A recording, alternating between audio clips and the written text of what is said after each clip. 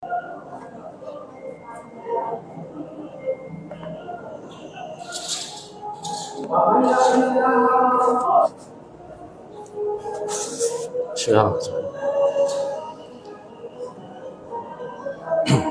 Bismillah.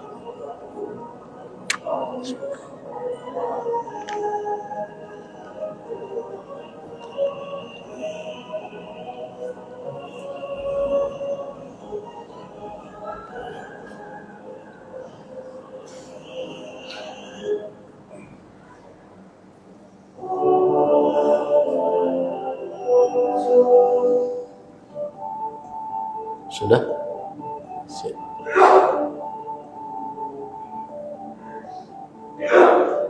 Sudah ya? Bismillahirrahmanirrahim. Assalamualaikum warahmatullahi wabarakatuh.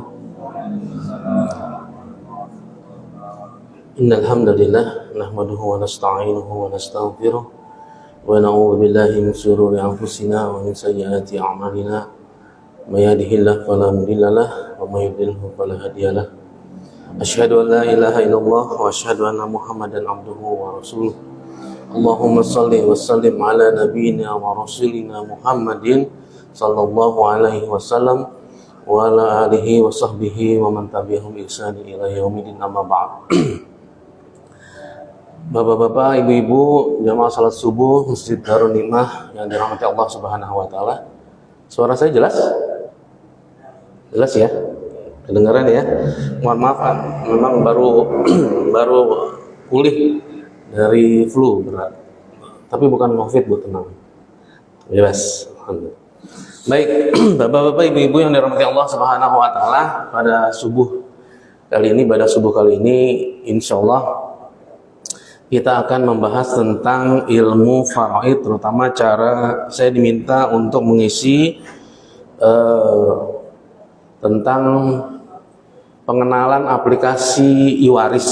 Aplikasi e-waris itu adalah aplikasi yang kami susun, yang kami rumuskan untuk membantu kita kaum muslimin menghitung bagaimana caranya membagi warisan. Mungkin kalau untuk yang lain-lain, fikih dan lain-lain, mungkin sudah pernah disampaikan oleh Ustadz Saiful Aqib LCMA. Beliau juga partner kami di e-waris. Saya adalah ketua unit konsultasi waris Al-Azhar. Sampai saat ini juga masih berdinas di sana. Insya Allah.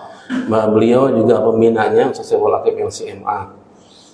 Jadi alhamdulillah, tapi pun begitu kita review sedikit juga tentang supaya mengingatkan lagi tentang apa itu ilmu faraid. Pertama kita bahas ilmu faraid itu dari tujuannya. Ada dari definisi. Apa sih definisi ilmu faraid itu?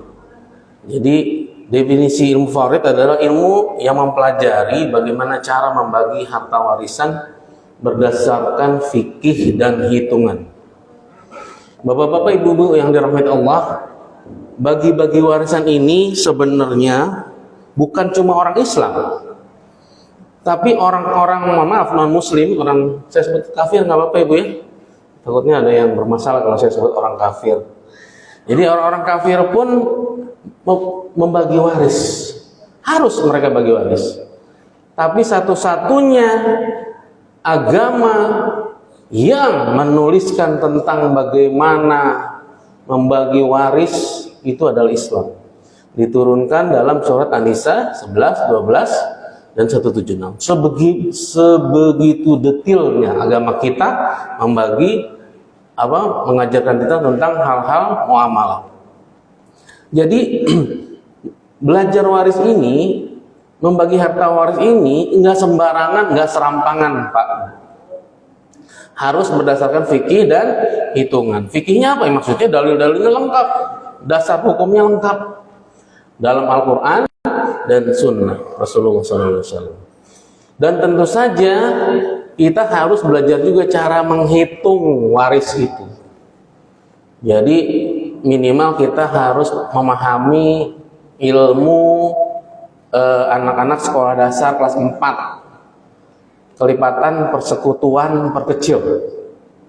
bagaimana cara membagi 1/8 dan 1/3 ya. Dan lain-lain. Jadi kita harus paham dasar dalilnya dan bagaimana cara menghitungnya. Baik. Kemudian pokok bahasan. Apa sih yang dibahas dalam iwaris itu? Dalam apa faraid? Maaf. Ya, kalau saya boleh bilang yang dibahas dalam ilmu faraid adalah UUD, Bu. Bu, UUD. Ujung-ujungnya ya habis kalau nggak ada duitnya apa yang mau dibagi, ya kan? Jadi kita harus ngomongin uang. Apa itu? Ya harta dan hal-hal yang ditinggal oleh si mayit seperti wasiat dan lain sebagainya. Baik. Kemudian tujuannya apa kita mempelajari ilmu faraid ini? Agar bisa menyampaikan harta tersebut kepada mereka yang berhak. Itu saya tebelin, bold, underline, garis bawah. Saya tekankan benar nih. Mereka yang berhak. Karena pengalaman kami itu kadang-kadang orang-orang itu berebut harta waris itu tapi ternyata mereka tidak berhak. Siapa tuh, Bu? Bu, ada yang tahu? Menantu. Mana-mana kan menantu suka digugutan ya, Pak. Padahal menantu itu tidak berhak, bukan termasuk ahli waris. Itu maksudnya menantu si mayit, gitu ya. Baik, hukum mempelajarinya. Hukum mempelajarinya memang fardu kifayah. Misalnya satu wilayah Masjid Darul Hikmah ini harus ada minimal satu orang yang faham. Sewilayah Jakarta Timur ini minimal harus ada yang paham mempelajarinya begitu. Ya, alhamdulillah Darul Hikmah dekat dengan Al Azhar. Ya, tinggal nyebrang doang tuh Pak. Al Azhar langsung kita bisa kalau ada masalah bisa ke sana. Mempelajarinya fardu kifayah, tapi pada pelaksanaannya, pembagiannya itu fardu ain. Bahkan ulama menyebutkan wajib ijbari. Jadi apa? Wajib yang dipaksakan, harus. Jadi bagi waris dalam Islam itu hukumnya wajib menggunakan syariat Islam. Ingat ya Pak, Bu. Hukumnya wajib. Jadi sekarang pulang dari masjid ini kita nggak boleh lagi serampangan bagi-bagi waris tuh. Alhamdulillah kita bagi rata aja dah. Ada yang begitu? Oh banyak banget orang Indonesia begitu. Kemarin saya baru ditelepon dari Papua, Pak. Ada seorang anak ingin membagi harta warisan orang tuanya, ayahnya. Qadarullah memang hartanya miliaran nih Pak, 15 M. Cuma istrinya pengen bagiannya jangan 1/8 Pak. Lah, maksudnya kenapa nggak 1/8? Kan si mayit memiliki anak. Iya, tapi istrinya minta 1/5. Nah, saya bilang 1/5 angkanya aja gak ada di Quran. Coba bayangin, orang Indonesia tuh Pak. Jadi udah ditentukan Allah dalam Al-Quran, seorang istri dapat 1/8 karena si mayit memiliki anak, tiba-tiba dia nggak mau, pengennya 1/5. Kalau 1/6 aja ada angkanya Pak, tapi dia pengennya 1/5, bayangin. Masya Allah ya. Jadi ini yang harus kita pahami, bahwa hukumnya wajib. Wajib mengikuti Allah dan Rasul dalam pembagian waris ini.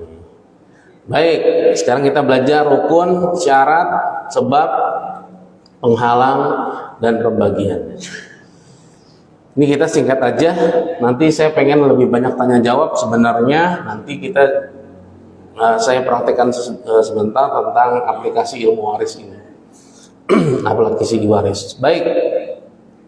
Rukun waris.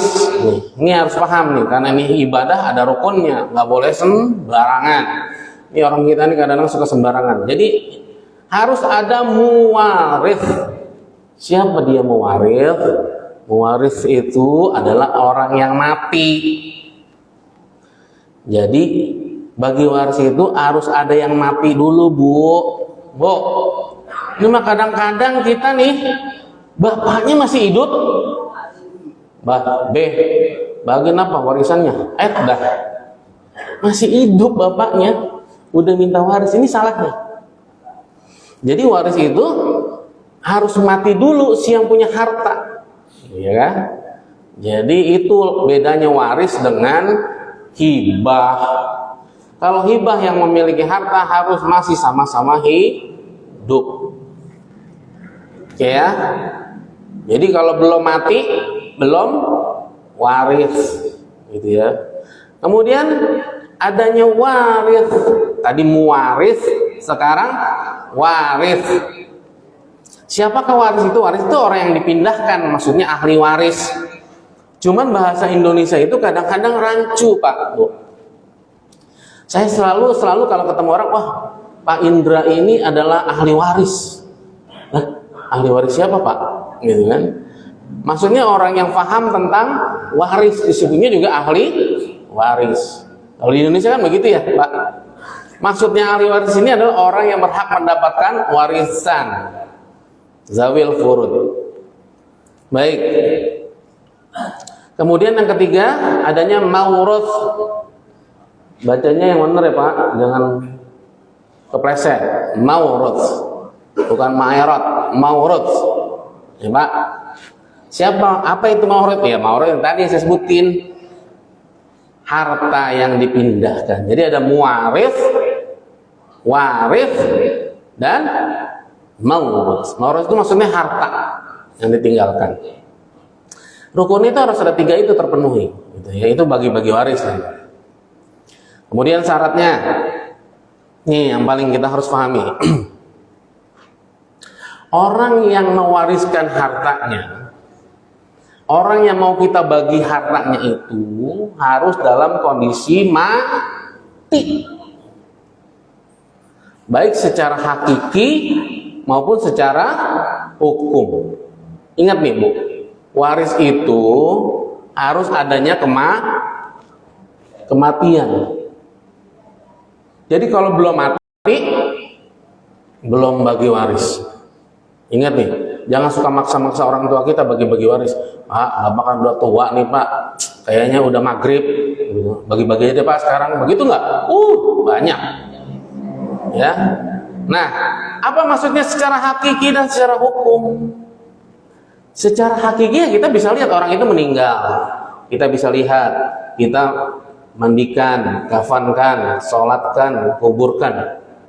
Itu secara hakiki. Lalu bagaimana secara hukum? Kita lihat terakhir itu kasus apa ya? Oh, kapal selam. Masih ingat? TNI kita yang hilang sampai sekarang juga nggak tahu apakah kapal selamnya masih utuh apa enggak, atau yang pesawat jatuh kemarin MH. Sampai sekarang kita nggak tahu nih orang udah mati atau belum. Kalau keluarganya mungkin berharap masih hidup entah di mana gitu.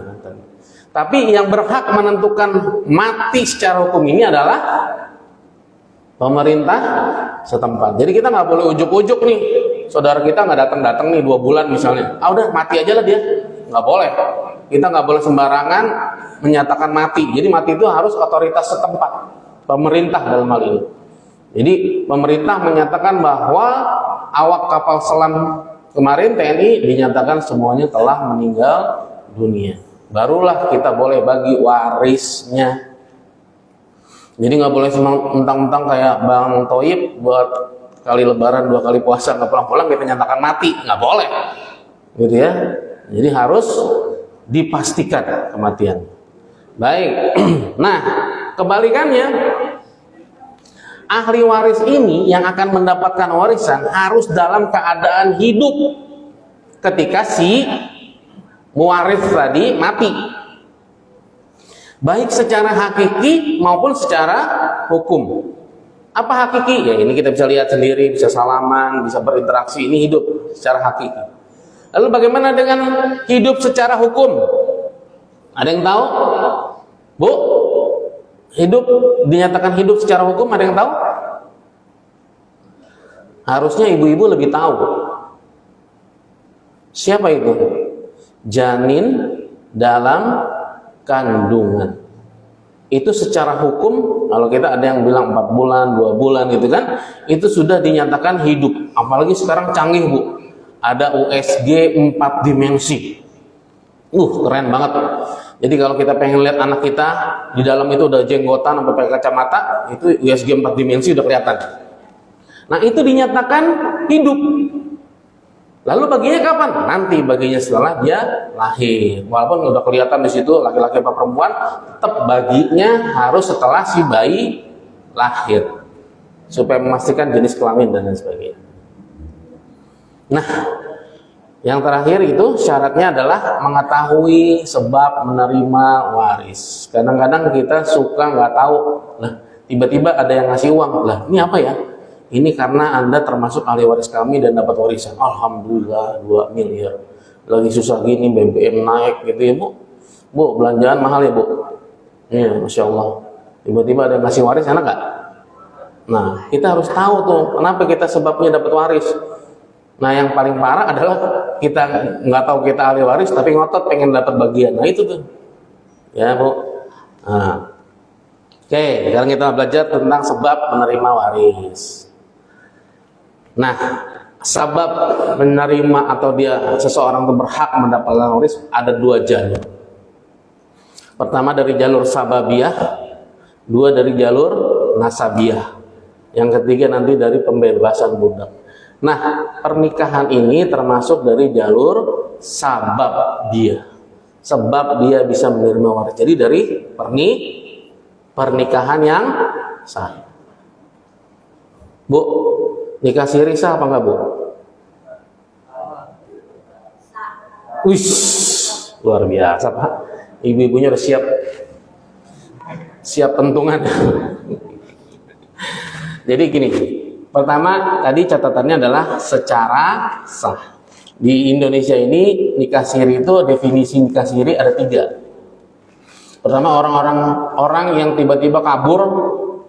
Misalnya laki-laki dengan perempuan nih, anak laki-laki perawan dengan bujangan kabur, tiba-tiba pulang udah nikah katanya. Itulah nikah dari mana nih?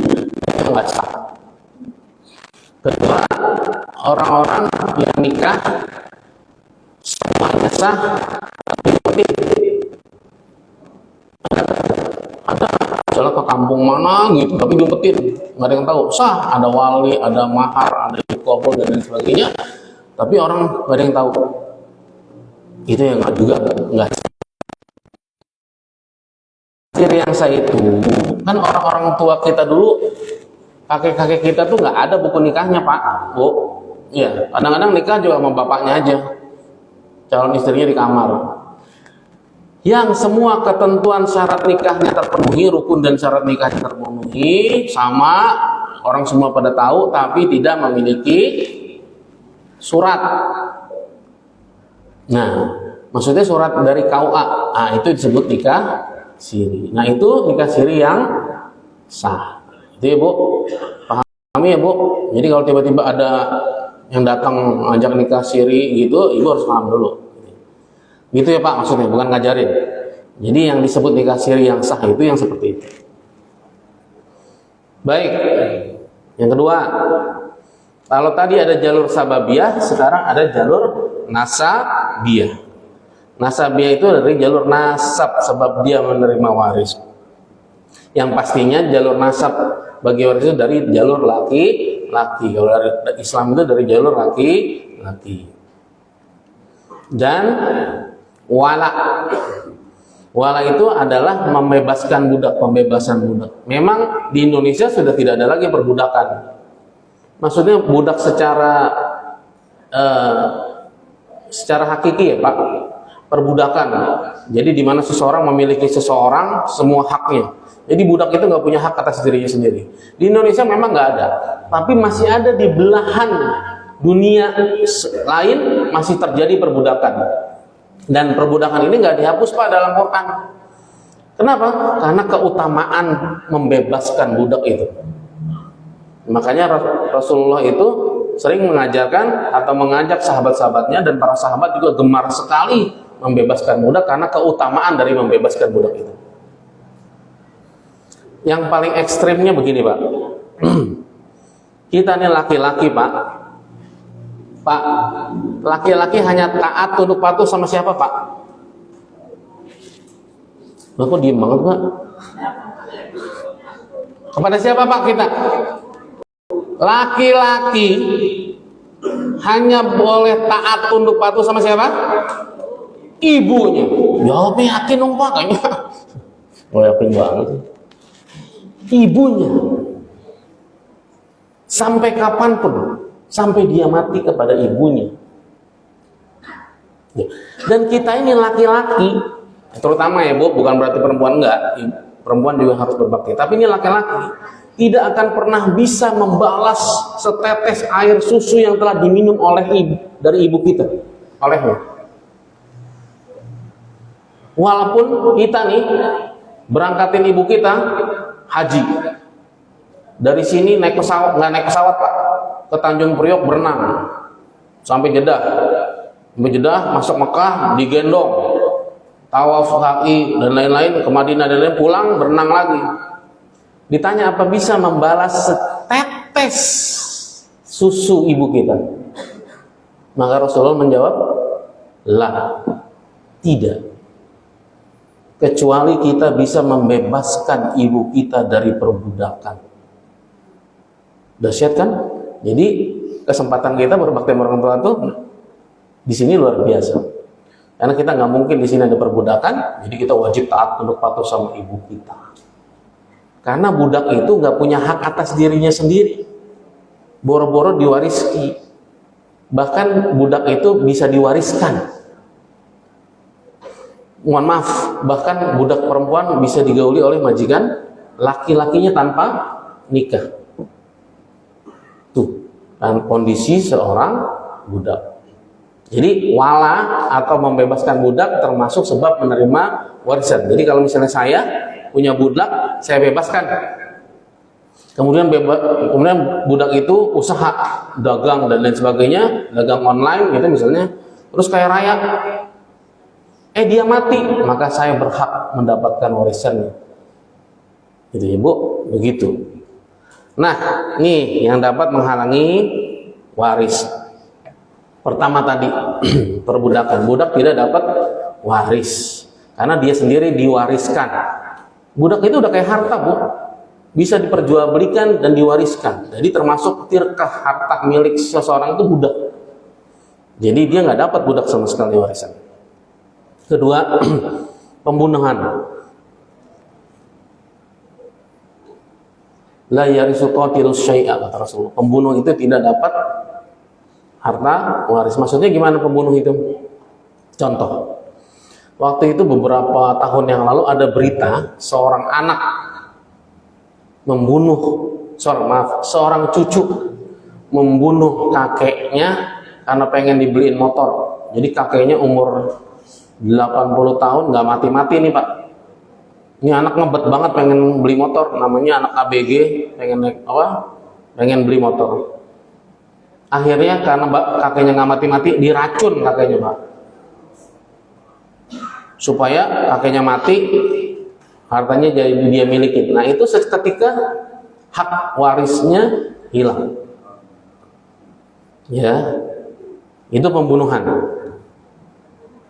Nah ini yang harus jadi catatan penting, perbedaan agama. La yarisul muslimul kafira wal kafirul muslimah.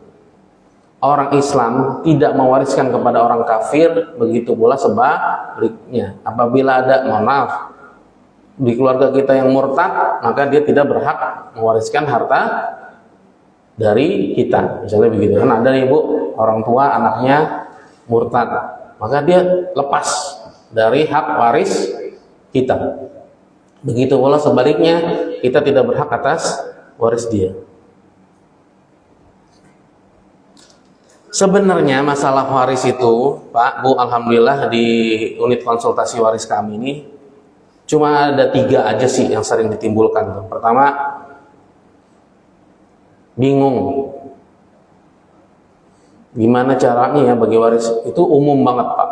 Jadi yang datang ke kantor kami untuk konsultasi itu kita klasifikasi pertama orang yang nggak paham bagaimana cara bagi waris. Ya alhamdulillah nggak paham tapi mau membagi waris secara syariat karena dia tahu ada kewajiban, itu alhamdulillah.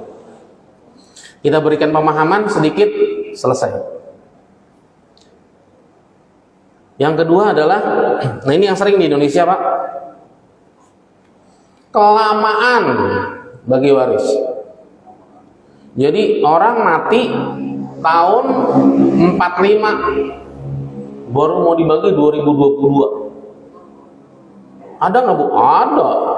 Kasus real? Iya. Kami pernah mendapatkan kasus orang Aceh bagi warisan itu udah 7 turunan Bu, Pak. Jadi bawa sertifikat masih ada stempel VOC. Masya Allah. VOC kan zaman kapan tahu ya Pak? Itu juga dibagi karena kena gusur. Kalau nggak dibagi-bagi. Untungnya mereka punya pencatatan silsilah yang rapi sehingga bisa dibagi waris. Nah ini yang memang selalu terutama di Indonesia ya Bu. Saya belum pernah keluar soalnya mau ceramah waris nih. Di Indonesia itu kita selalu kalau ada orang yang mati, contohlah ayah kita mati. Terus anaknya laki-laki datang ke ibunya, "Nyak, kan babe udah meninggalnya, bagiin apa warisnya?" Ibu kenceng banget pengalaman kayaknya ibadah. Terus kira-kira ibunya jawab apa? Dasar lu anak kagak tahu diri, babe lu baru dikuburin, tanahnya masih merah. Lu udah minta warisan, dasar lu doran anak pikirannya belabar pisan. Wah gitu deh. Itu enggak? Begitu ya Bu ya? Nah itu yang salah. Bagi waris itu harus disegerakan. Cuman ya bukan langsung dijual tuh rumah dan lain sebagainya. Emang jual kacang? Enggak, bagi waris itu disegerakan minimal sampai tahu bagian fartnya dan siapa saja yang berhak. Di Indonesia ini kadang-kadang ditunda-tunda. Kasihan lah, emak gua masih hidup tuh, biarin aja lah. Bukan masalah masih hidup dan menempati rumah ayah kita, tidak. Waris itu harus segera dibagikan supaya jelas siapa saja ahli warisnya, berapa bagiannya. Karena kita nggak tahu umur kita. Bisa jadi besok nih ayah kita meninggal. Nggak taunya 2 hari lagi kemudian ibunya meninggal, istri. Ada nggak gitu Bu? Banyak. Atau anaknya meninggal. Emang kita bisa memastikan nanti ini kita keluar dari masjid ini umur kita masih ada? Nggak ada. Bahkan 1 detik ke depan kita bisa memastikan kita masih hidup? Nggak bisa. Maka itulah kenapa waris itu harus dibagi langsung secepat itu ya. Tapi ya jaga-jaga juga ngomongnya. Mak kita masih mewek, mak warisan yang ada ditabok mamanya. Ya, artinya tetap dengan cara yang baik, tapi harus disegerakan. Minimal sampai tahu dulu siapa ahli warisnya, berapa bagiannya. Kalau perkara bagi-bagi fisiknya, realnya, ditunggu 10 tahun lagi juga nggak ada masalah. Yang penting kita udah tahu tuh, misalnya gini, ayah kita meninggal. Kita tahu rumah yang ditempati ayah kita itu, setelah beliau nggak ada, sekarang jadi milik pertama istrinya. Bagiannya 1/8, kemudian anak laki-laki dan anak perempuan 2/1. Nah itu dulu ditulis, kalau perlu ditulis Bu, ditempel, dibikin prasasti. Kenapa? Supaya ketika suatu saat kita nggak ada umur nih, anak kita tahu bahwa ada jatah ayahnya di rumah kakeknya, gitu. Kan sekarang mah yang ada dihilangkan Bu, apalagi Pak, kan katanya bagi waris sama yang mati kan udah nggak dapat. Iya, yang mati memang nggak dapat. Tapi kita lihat balik lagi ke timeline. Waktu ayah kita meninggal tahun 80, sekarang kita 2022 belum dibagi nih warisnya nih. Ya, tiba-tiba 2000 Desember besok kita meninggal nih. Bagi waris baru dibagi 2023 misalnya. Terus saudara-saudara kita bilang lah, kan abang gue udah mati, nggak berhak dong. Oh enggak, balik lagi kita ke tahun 80. Waktu tahun 80 siapa aja yang masih hidup? Nah gitu cara baginya. Ya, saya selalu kalau yang datang ke rumah itu, ke kantor, saya tanya, yang meninggal kan kadang-kadang penyebutannya ribet nih Bu. Jangan Ibu ya, Pak, anaknya bapak saya, siapa Bu? Nah betul Pak. Tapi kadang-kadang ada yang mikir kan, tapi anaknya bapak saya siapa ya? Lah salah. Anaknya bapak saya. Pak, paman saya dari kakek yang ketiga. Wah, siapa itu? Jadi kalau nyebut bagi anaknya, ada nggak saudaranya? Nah, gitu. Jadi seperti itu Ibu. Jadi mulai sekarang kalau dia meninggal, sebisa mungkin segera dibagi waris, walaupun cuma tahu sekarang siapa yang berhak gitu ya Bu. Walaupun nanti bagi-bagi telapak tangan, keren. Jargonnya begitu Pak. Jadi nggak usah bingung-bingung lagi. Tadinya saya berpikir masalah waris itu masalah di hitungan. Ternyata hitungan setelah saya bikin aplikasi itu udah paling gampang. Masalahnya sekarang yang banyak apa? Menentukan firqahnya. Pak, bapak saya kemarin mati. Bapak saya punya istri lagi. Kata kakak saya begini, kata paman saya begini. Nah itu yang terjadi. Jadi bukan hitung-hitungannya. Kalau semuanya udah sepakat pada hak